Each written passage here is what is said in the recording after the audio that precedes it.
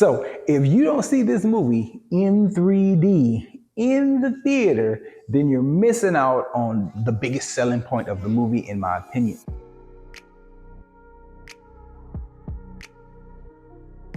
What's good people? Welcome to Whole Views. Thank you for clicking that thumbnail. My name is Corey, and I'm going to talk to you today about Avatar: The Way of Water, the one other movie that I had to watch this year before I made my top movies of the year list. Before getting into the movie review, I do want to tell you that I will be talking spoilers about the movie here. I'm talking about the movie in deep detail. I'm saying the things that happen. I'm doing positives. I'm doing negatives. And really, I'm going to start off with the only way that you should have watched this movie. When you're looking at the number that you're seeing on the screen, the visuals is the strongest part. When you check the description in that little movie score breakdown, that's the biggest part of the film. It's an experience watching these. Watching them at home, watching them on a nice television, it pales in comparison to seeing how good the 3D is here and the way it's used. I'll note that several different times in the movie that as I was watching it, people came into frame from directly beneath the screen. And it felt like at least 10 times I thought somebody has stood up and obstructed my view. And it's not an obstruction, it's the use of 3D here, and it was used so well. Again, sticking to the category of visuals and talking about it from a positive standpoint, the strongest point of the movie, you'll forget several times in this movie, you'll forget that most of what you're seeing is not real.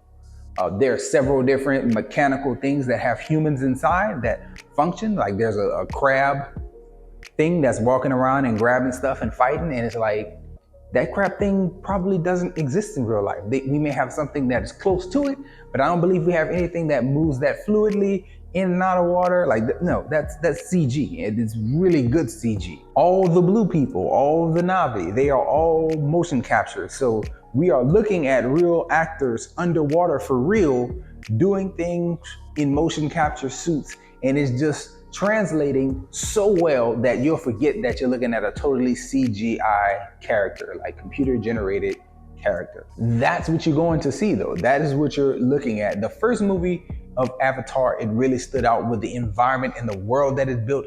Here, to me, the environment and the world are not the centerpiece. It's all the different things that are happening and the Na'vi themselves just so well fleshed out. The texture of the hair, the texture of the skin, the facial animations, just everything translates so well that all the different creatures and the different environments that you put them in. One point that there was rain happening and I thought like there's a leak in the damn theater, y'all. I was like, yo, water is really falling.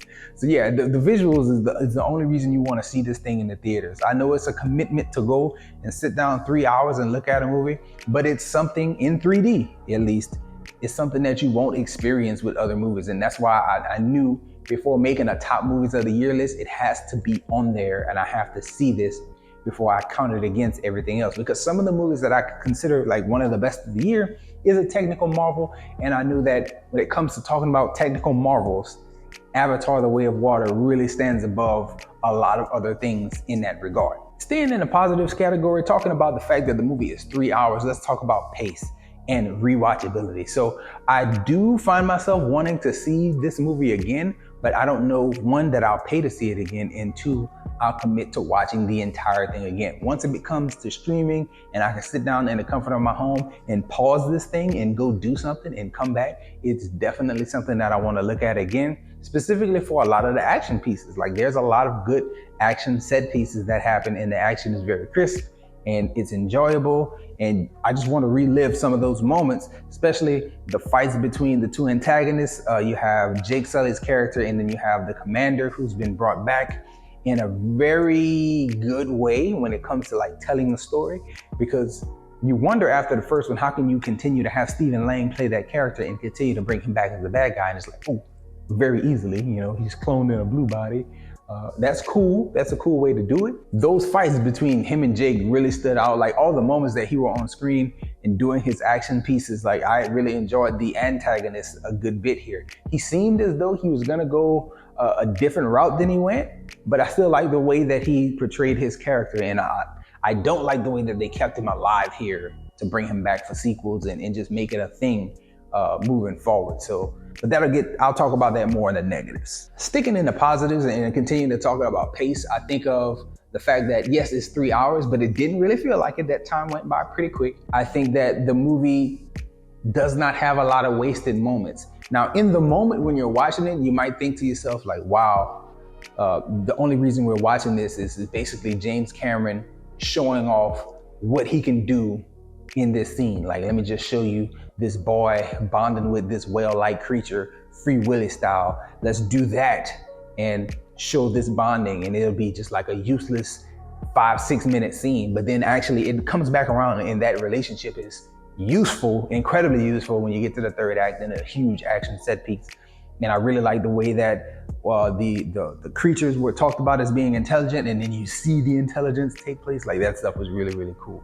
A lot of positives. When I first heard the runtime of 3 hours and 10 minutes, it's like, oh man, some of this stuff can be cut. But then when you get to the end of the film, like there's moments with, I think the character's name is Carrie, the Sigourney Weaver character's daughter. Her in the film, the way she is portrayed throughout the movie is like, man, there's spending a lot of time with her just kind of sitting around and being in wonderment. But then when you actually look at how she plays a role on the back half of the movie, it's like, yeah, she kind of saves most of the family.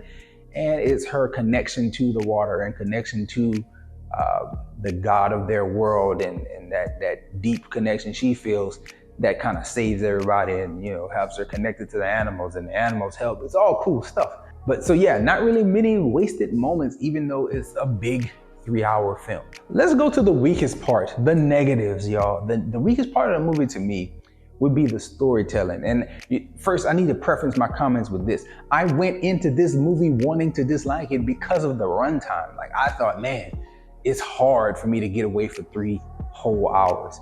And I just don't want to be sitting in a theater for that long. Like, I don't want to do that. But after doing that and watching the show, I thought, yo, the visuals alone make this an experience that we need to sit down and watch it in the theater.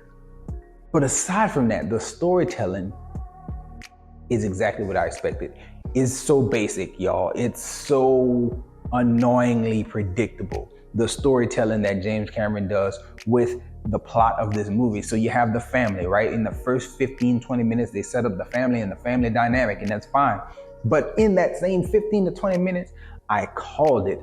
The older brother is going to die at the hands of the younger brother. Not directly, but indirectly, because we're going to have a screw up in this family. The younger brother is the family screw up that basically causes all the calamities in the movie. All the problems come because of the younger brother. Now, I'm saying that, but I'm actually recalling that there's the Carrie character. She gets into like a medical issue, and then a scientist team come to like examine her and make sure she's good to go. That brings a conflict because those scientists are the ping that sets off the big third act of the fighting and the battling and bringing our antagonists and protagonists together to box it out. So Carrie does have a role to play, but that's not really her fault. Like, her character had a medical issue.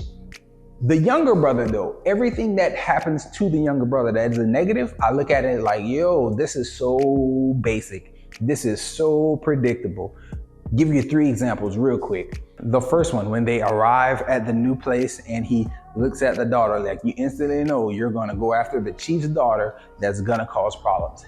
It happens. The chief's sons are messing with Carrie's character, and then the younger brother gets into the fight, and the older brother kind of gets them free, and he's buying them and he's walking them away. He's bought them some time, they can get away. Younger brother goes back in, causes a bigger fight. Dad, Jake Sully, tells the son to go and reconcile with the chief's sons. The chief's sons lead him into a setup that everybody can see coming from a mile away. Like, what are you doing? You make the worst decisions. And he continues throughout the movie to make the worst decisions.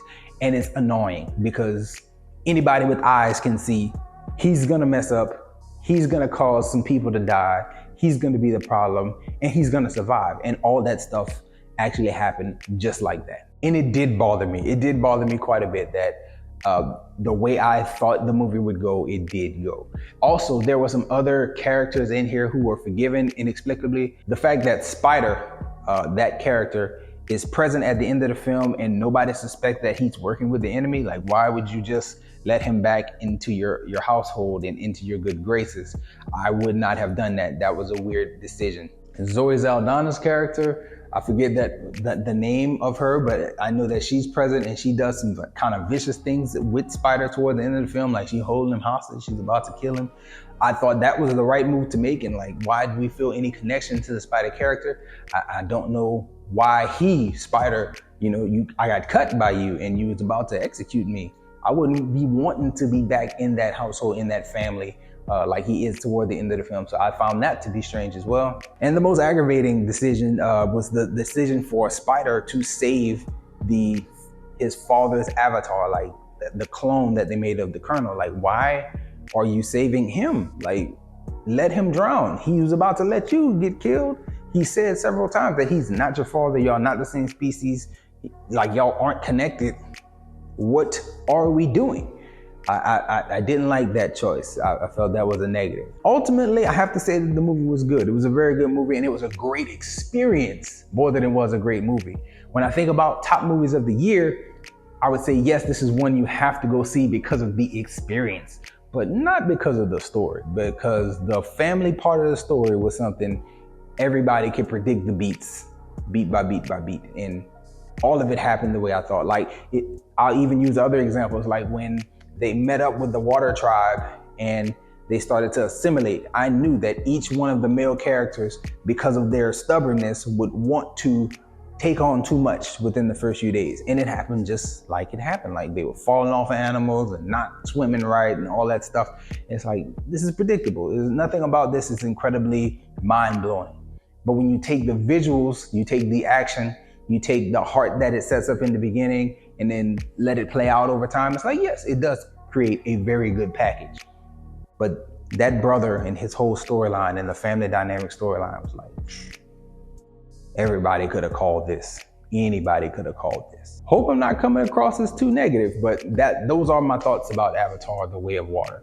Is it one of the top movies of the year? I think when I go and I make my list, it's gonna have to be in there just because of the visual experience. It's something that you won't get from anything else this year. I thought it was good. I thought it was very good. It is top tier cinema. It will be nominated for several awards, I'm sure. But I don't think that it's the best thing that I've seen this year. But that's all I have, y'all. And we're out of here. Enjoy yourself. Guard your heart. Go watch something good.